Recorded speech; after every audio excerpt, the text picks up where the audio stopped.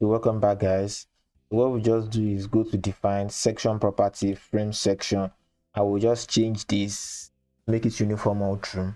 So beam 230 by 450, but there's no law saying you shouldn't do that. What you can do again is you can decide to make this one 230 by 600 or 230 by 750 and make this one 230 by 450. There's no law saying that, but I just want to make it uniform for easy detailing for me, and it's a school, they don't mind if it's dropping because it's going to drop into walls. That's why we did it.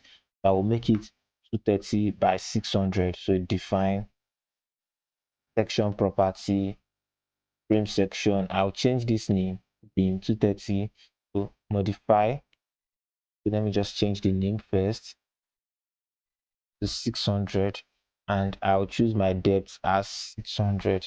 So click OK, then run the analysis and see if it will suffice.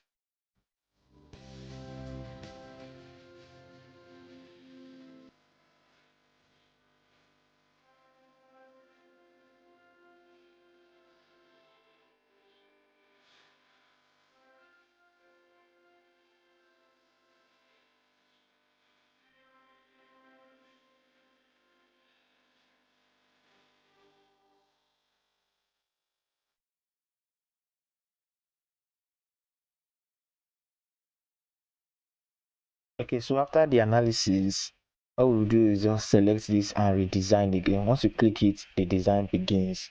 So let's see if those particular beams, if they failed or not. Okay. It takes a little while for it to load.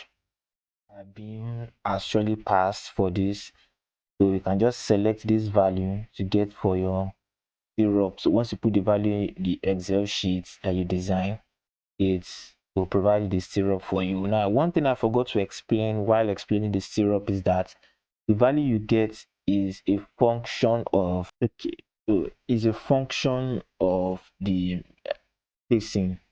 So for example, now you can see the formula here. It is V5, that is the area of steel multiplied by 1000 multiplied by the number of legs divided by the area of steel required from ETABS. So that's what it's trying to say. So we can see our beams passed. Now the next video will be going to the design of column. Okay, so thank you very much for watching today's video. If you have any question, you can drop it in the comment section.